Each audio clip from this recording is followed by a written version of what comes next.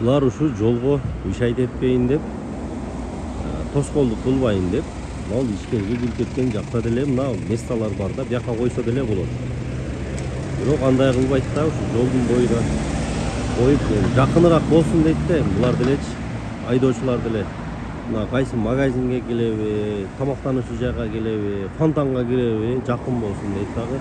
Ушу жолдун боюна эле коюп алып, мына ушундай 4 катар жолду 2 катар кылып өзүбүзгө өзүбүз пробка жаратабыз. Ош шаарынын эң мындай центральный көчөлөрүнүн бири мына Курманжандатта турабыз биз азыр. Араванский тарапка бараткан. Курманжандатка мына ушул целый достук чек арадан до конца бул жака Фрунзенскийге чейин барганда эң главный жол. Бирок бул жолду кеңейтпесе деле азыркы учурда негизи 4 катар жол бар да.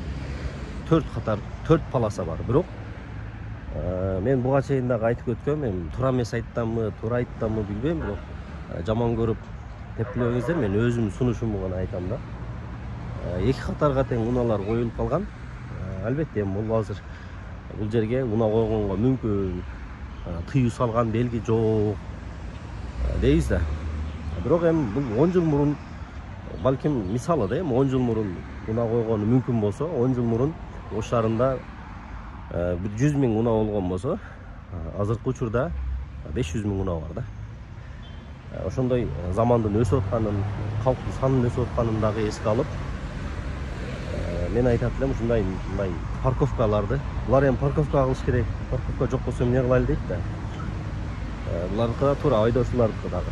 Ошон үчүн парковка ойлонуштуруп, ушул эгерде мына Курманжандатка менен Ленин көчөнү жакшы билесиңер, өзү Оштогу эң кең көчөлөр ушулар болсо, 4 полоса односторонний болгон үчүн 4 полосадан турат. Анан эми мына Араванскийде келгенде ушул Курманжандатка көчөдө, Ленин көчөдө аябай көп тыгым болот. Анан мондай Наугуляк дейт. Мына ошол кафелерди парковкаңды кеңейтиш керек да. 1000 адамга тамактана турган жер болсо, значит, парковканы 2000 адамга кыл дегендейчи. Ошол. Сунуш ошол. Ленин көчөнүн Курманжандатка көчөсүн толук мына жүргөн полосаларын жоюп, анан мына жерде фонтан бар да. Өзүңөр жакшы билесиңер, Араванскийде. Балким ушул жерден бир мындай парковка кылайык, жер чыгабы. Мамлекеттин парковкасы кылып койсо 20 сом, 30 сомдон азыр мен ойлойм эч ким качпайт депчи.